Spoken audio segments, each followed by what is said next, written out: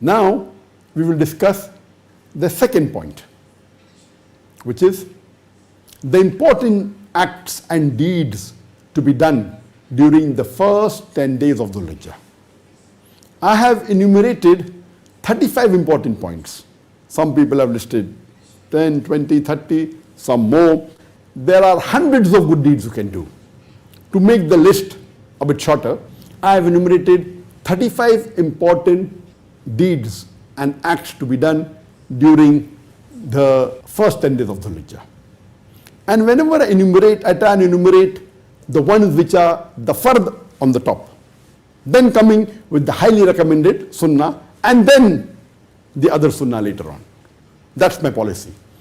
And when I repeat the good deeds, I also repeat the faraiz which are supposed to be done daily, because what are the faraiz daily has to be done first. Then you can talk about the sunnat-e muakkada, then you can talk about the sunnat-e ghair muakkada. So this is the order I follow whenever I list the important acts or deeds to be done. So number one, the most important act during the first 10 days of Dhul Hijjah is that you should offer salah in congregation in the mosque. All the 5 daily salah in congregation in a mosque. It is a fard, especially for the Muslim men. For the women, there are exceptions. And when I'm listing these 35 important points, it is for all types of Muslim, whether you're more practicing Muslim, whether you're moderate practicing Muslim or less practicing Muslim. If you are a less practicing Muslim, you will see to it that you will do as much as these good deeds as possible. If you're moderate, what you will do, you will try and do all of these 35 good deeds. If you're already a practicing Muslim, then what you'll do, you'll see to it that you'll increase the intensity of ibadah. So these days are meant for all the Muslims, whether you're less practicing, moderate practicing, or more practicing. If you're less practicing, you see to it that you do as much as possible of all the good deeds. If you're moderate, you see to it that you do all the good deeds and increase the intensity. If you're already a good practicing Muslim, doing all the faraiz, see to it that you increase the intensity of the mustahab. Also do the ghair mustahab. If you're moderate and you're doing the faraiz, then you do the sunnat-e muakkada. If you are a highly practicing Muslim, then besides the faraiz and the sunnat-e muakkada, you do the sunnat-e ghair muakkada. If you're already doing the sunnat-e ghair muakkada, what do? You increase the intensity. So during these 2 important days, one is the first 10 days of Dhul Hijjah and the other are the days in the month of Ramadan. It's very important that you increase your intensity of your ibadah. So the first important deed to be done during the first day of Dhul Hijjah is offer salah in congregation all 5 times in the mosque. Number 2, if you have not performed Hajj, you should perform Hajj, if it's fard on you. If you have the means, and if you have the health and the wealth, and if you have not performed Hajj, you should perform Hajj, it's a fard on you. If you have already performed Hajj, and if you can do it again, it is mustab, it is sunnah, it is encouraged. But we know since last 1.5 years, we have this pandemic of the coronavirus. And last year, hardly approximately 1,000 were permitted to do Hajj.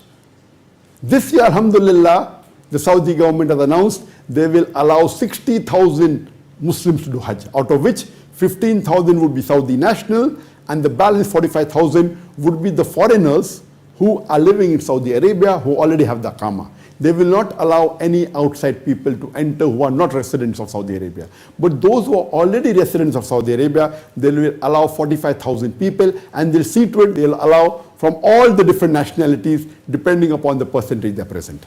We pray to Allah subhanahu wa ta'ala that may He next year solve this problem of the pandemic, and again the Muslims would be able to do in large numbers, inshallah, in millions, like what we used to do 2 years before.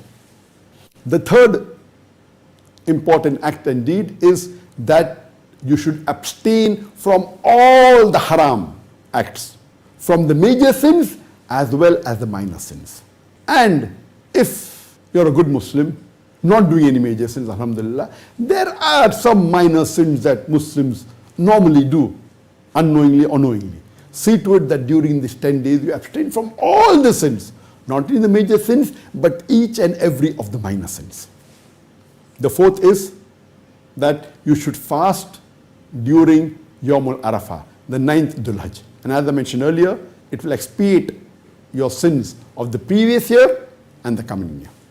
The fifth is fast during all the first 9 days of Dhul Hijjah. And that is a highly recommended sunnah. Sixth is that if you have the means, you should sacrifice during Yawmun Nahar, that is Eid al-Adha, the 10th day of Dhul Hijjah. If you have the means and Allah has given you capacity, sacrifice an animal on this day. The seventh is that say the tasbih, that is Subhanallah, say the tahmeed, that is Alhamdulillah, say the tahleel, that is La ilaha illallah, and say the takbir Allahu Akbar as much as possible during all the 10 days of Dhul Hijjah. You can recite together Subhanallahi walhamdulillahi wa la ilaha illallah wallahu akbar. Subhanallahi walhamdulillahi wa la ilaha illallah wallahu akbar. You can recite this as much as possible throughout the day. The eighth is that you should go out in the marketplace and say the takbir out loudly so that people are reminded of Allah subhanahu wa ta'ala and they also repeat it on their own. And the takbirat, as I had mentioned earlier, is Allahu Akbar, Allahu Akbar, La ilaha illallah, Allahu Akbar, walillahi alhamd. As much as possible, go out in the marketplace, tell to the others, remind others to do zikr, to remember Allah subhanahu wa ta'ala. It is more sawab than distributing gold or silver in the marketplace. The ninth is praying the tahajjud salah in the last 1/3 of the night and do dua and ask for forgiveness during this last 1/3 of the night, in which Allah subhanahu wa ta'ala answers the prayer at the maximum. The 10th is pray the sunnat-e muakkada. That is, there are 12 sunnat-e muakkada in which the Prophet said, if you pray these 12 rakat, you will enter Jannah and have a house close to the house of the Prophet. And the 12th sunnat-e muakkada are the 2 rakah sunnah before the Fajr Salah, the 2 + 2, 4 rakah sunnah before the Dhuhr Salah, 2 rakat sunnah after the Dhuhr Salah, the 2 rakah sunnah after the Maghrib Salah, and 2 rakah sunnah after the Isha Salah. There are total 12 sunnat-e muakkada in the full day. Also offer the Salatul Duha. And the Salatul Duha is offered approximately when Shaykh Utaymi was asked which is the right time. He said immediately about 20 minutes after the sunrise till about 10 to 15 minutes before the Dhuhr time. You can offer the Salatul Duha anytime between this time. You can offer 2 rakat. The Prophet said 2 rakat as much as you can, but the Prophet most of the time he offered 4 rakat. So preferably 4 rakat. You can even offer 2 rakat. The Prophet even offered 8 rakat during Fateh Makkah before that. But preferable is 4 rakat, which was usually practice of the Prophet. And the better time to offer, the Prophet said, is when the camel can feel the heat of the sand. So it is preferable to offer after the midpoint between the Fajr and between the Dhuhr. This is the better time. But you can offer any time 20 minutes after the sunrise. And if you offer immediately after sunrise, it's called as Ishraq. But the better time is after the midpoint, as is the sunnah of the Prophet. The 12th point is that you should do dua before breaking your fast.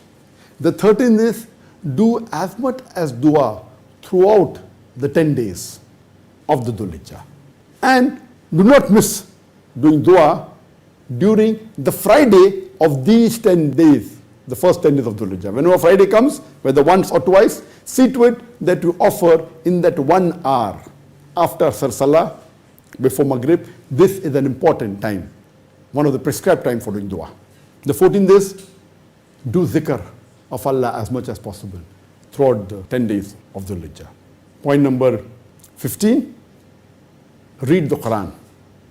And if you don't understand Arabic, along with Arabic, read the translation of the Quran in the language you understand the best. Point number 16, ask for forgiveness from Allah subhanahu wa ta'ala during these first 10 days of Dhul Hijjah. Point number 17, give as much as charity as possible besides the zakat. If you have given your zakat, good. If you have not, see to it you give it. But besides zakat, give as much as charity as possible. Point number 18, do as many good deeds as possible. Point number 19, do tazkiyah nafs every day during these 10 days of Dhul Hijjah. Point number 20, recite the masnoon dua of the beloved Prophet. If you are not reciting, start reciting in these 10 days. If you recite few, start reciting more or increase the number of masnoon dua. For example, when you enter the mosque, there's a dua. When you come out of the mosque, there's a dua. When you enter the toilet, there's a dua. When you come out of the toilet, there's a dua. When you wear a dress, there's a dua. For most of the acts, there are duas. So see to it, you do the masnoon duas. Point number 21, do as many sunnahs of the Prophet.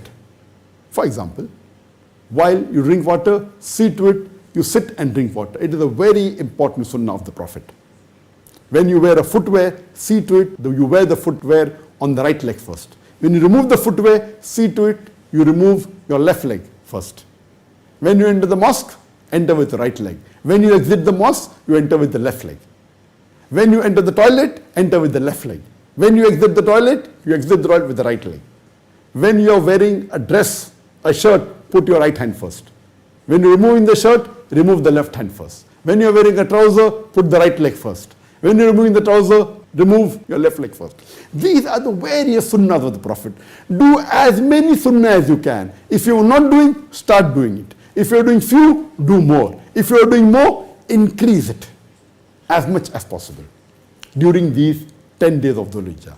During these first 10 days of Dhul Hijjah, you should see to it that a good deed should increase as compared to the other days of the year. It should be more. If you are reading few duas, read more duas. If you are reading only the farz, start reading the Sunnat Muakkada. If you are reading only Sunnat Muakkada and farz, start reading Sunnat Ghair Muakkada. If you are reading all these three, increase your salah, increase your dua, increase your asking for forgiveness. 22, read the authentic hadith of the Prophet, the Sahih hadith. You have the Sahih Bukhari, Sahih Muslim, and the Silsila Sahih of Albani, the Sahih hadith from Abu Dawud, from Nisai, from Ibn Majah, and so forth. And there's also a new compilation done by Sheikh Ziyar Rahman Azmi of Jami Kamil. We've accumulated all the hadiths Sahih and removed the duplicate, which is approximately 16,546 hadith. All the Sahih. So once you read this, you can easily say that you have read all the Sahih hadith, irrespective whether it's in Bukhari, Muslim, etc., without duplicating, so it's easier. So if you read the Jami Kamil, it's a good thing to do. Point number 23, you should forgive people's fault. Forgive the faults of others. Whatever faults that people do around you, rather than keeping in your mind or taking a grudge, forgive it. If you forgive people's fault, Allah will forgive you. Whether it be of your family members, whether it be of your staff, whether it be of your people around you, forgive as many faults as possible of the others. Point number 24, do islah with your other Muslims. Point number 25, do dawah with the non-Muslims. Point number 26 is that you offer sunnat ghair muakkada. There are total 10 sunnat ghair muakkada. It is 2 rakah sunnah after the Dhuhr Salah, 2 plus 2, 4 rakah sunnah before the Asr Salah, 2 rakah sunnah before the Maghrib Salah, and 2 rakah sunnah before the Isha Salah. So there are 10 sunnat ghair muakkada. If you offer this, alhamdulillah, during all the 10 days of Dhul Hijjah. The 28th point is attend as many lectures and programs and courses of the authentic scholars to increase your knowledge in Islam. And today, being a pandemic is there throughout the world, attending live programs will be difficult. You can go to the next point, that is the 29th point. You can watch the videos, the video recording of the authentic scholars and the authentic orators, whether it be on a learning management system, whether it be on the Facebook, whether it be on the YouTube, whether it be on the Al Hidayah, whether it be on the Peace TV, on various social media platforms. But see to it that these scholars and orators that we're hearing are authentic. Point number 30, hear the audio recordings of the authentic scholars and orators. You may be in the car and traveling. It's a good opportunity. While driving, you can hear the audio. You may be doing some exercise. You may be jogging. At that time, you can hear the lecture and increase your knowledge. Point number 31, read the seerah, the biography of the beloved Prophet Muhammad. And one of the good biographies that you can read is the Rahiq al-Maktoum, the sealed nectar, which is written by Sheikh Safiur Rahman Mubarakpuri. It is one of the best seerah that's available. Point number 32, spend more time with your family. When I spend more time with the family, doesn't mean that you go out more with them shopping all the 10 days. Yes, if you want to shop just before Eid and buy them good clothes, etc., no problem, but not all 10 days, not going for outing. When I say spend more time with the family, that along with the family, you read the Quran, you read the seerah of the Prophet, attend Islamic program of authentic scholars and authentic orators, watch the video recordings of authentic orators on various platforms, social media platforms, hear the audio together, spend time, discuss with them, talk to them about the good deeds to be done in the first 10 days of Dhul Hijjah, about the Sunnah of the Prophet, read the translation of the Quran. This time you are doing a Venn diagram. Besides doing the ibadah, you are asking your family to do the ibadah. And the Prophet said that the best amongst the Muslim is the one who's best to his family, especially his wife. So spend more time with your family and encourage them to come closer to Allah subhanahu wa ta'ala. Point number 33. Do not waste a single minute during all these first 10 days of Dhul Hijjah. Point number 34. Be cheerful and happy during all these 10 days of Dhul Hijjah. And point number 35. See to it that you behave with the people around you with love, affection and care. This was in short the 35 important acts and deeds to be done during the first 10 days of Dhul Hijjah.